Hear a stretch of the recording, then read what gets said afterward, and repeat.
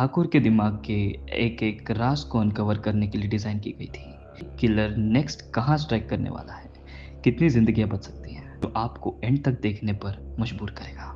अगली बार जब आप इंडिया में सीरियल किलर का केस सुने, याद रखो, हेडलाइंस के पीछे एक साइंस है जो इविल माइंड को समझने की कोशिश कर रही है।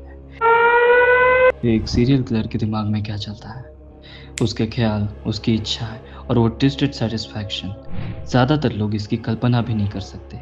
लेकिन गुजरात में फॉरेंसिक साइंटिस्ट और सीबीआई इस दिमाग का राज समझने की कोशिश कर रहे हैं हर कदम पर, और जो नतीजे मिले वो हैरत अंगेज है।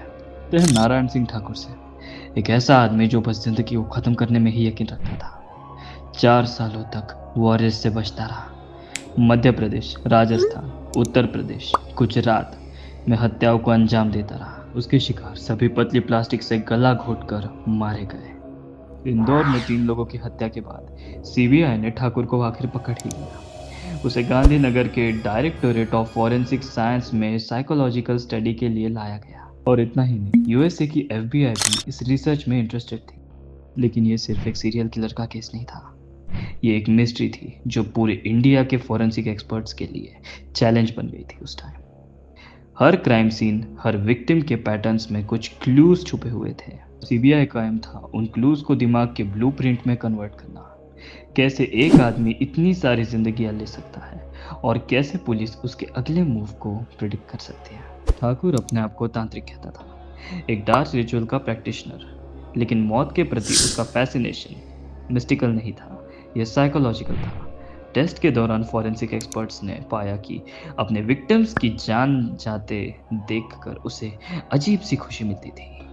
ये सिर्फ हत्या नहीं थी, ये एक कंपल्सिव बिहेवियर था। सीबीआई ने एडवांस टेक्निक का यूज किया, लाई डिटेक्शन और ब्रेन फिंगरप्रिंटिंग, ताकि उसके दिमाग के गहरे राज समझे जा सके। ये समझने के लिए कि किलर के ख्याल कैसे उसके एक्शंस, मॉड्यूस ऑपरेंडी और मोटिव से जुड़े होते हैं। ठाकुर का दिमाग बिल्कुल कैलकुलेटेड था। हर विक्टिम को सिलेक्ट करने से पहले वो उनका रूटीन और वल्नरेबिलिटी को एनालाइज करता था।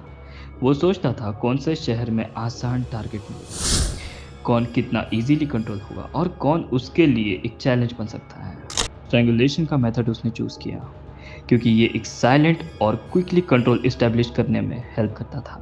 और मर्डर के बाद ठाकुर अपने एक्शंस को मेंटली रिव्यू करता था, क्या गलत हुआ, क्या मिसिंग था और अगला स्टेप कैसे एग्जीक्यूट करना है।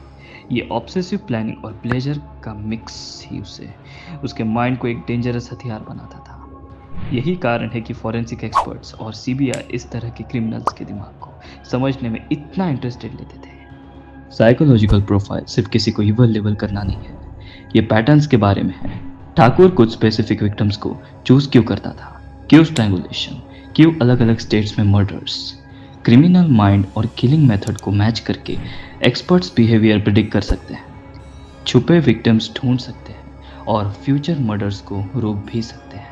इसे ऐसे समझो जैसे ह्यूमन माइंड का एक डार्क ब्लूप्रिंट डिकोड करना। हर स्टेप, हर रिचुअल, हर प्रेफरेंस प्रोफाइलर को कुछ इंपॉर्टेंट बताता है। और ये सिर्फ एक थ्योरी नहीं थी, हर टेक्निक, लाई डिटेक्शन, ब्रेन फिंगरप्रिंटिंग ठाकुर के दिमाग के एक एक राज को अनकवर करने के लिए डिज़ाइन की गई थी। सोचो अगर एक्सपर्ट्स को पता चल जाए कि एक किलर नेक्स्ट कहाँ स्ट्राइक करने वाला है, कितनी जिंदगियां बच सकती हैं। यही वो पार्ट है जो आपको एंड तक देखने पर मजबूर करेगा। रिसर्च सिर्फ एक किलर को पकड़ने में मदद नहीं करती, ठाकुर जैसे व्यक्ति की साइकोलॉजी समझकर लॉ इन्फोर्समेंट को फ्यूचर सीरियल किलर्स को ट्रैक, एंटिसिपेट और रोकने का टूल मिलता है। मतलब उसके दिमाग का स्टडी करना हजारों जिंदगियां बचा सकता है। और अब सबसे चिलिंग बात, इन्वेस्टिगेटर्स का मानना है कि ठाकुर के कन्फेशन के अलावा भी और विक्टिम्स हो सकते हैं। मतलब दिमाग का एक डार्क ब्लूप्रिंट अभी भी पूरी तरह से रिवील नहीं हुआ है। हर फैक्ट, हर रिविलेशन आपको हैरत और हैरत में डाल देगा। यही रीज़न है कि इस केस का स्टडी कर फॉरेंसिक साइंटिस्ट और प्रोफाइलर के लिए इतना इम्पोर्टेंट है। तो एक सीरियल किलर के दिमाग में सचमुच क्या चलता है? अंधेरे ख्याल, कंपल्शन, ट्विस्टेड प्लेजर और हर एक्शन से जुड़ा एक मेथोडिकल ब्लूप्रिंट। सीबीआई और टॉप फॉरेंसिक साइंटिस्ट धीरे धीरे इन राजों को समझ रहे हैं। अगली बार जब आप इंडिया में सीरियल किलर का केस सुने, याद रखो, हेडलाइंस के पीछे एक साइंस है जो इविल माइंड को समझने की कोशिश कर रही है। और शायद, बस शायद, ये साइंस अगला ट्रेजेडी रोक भी सकती है। Over and out.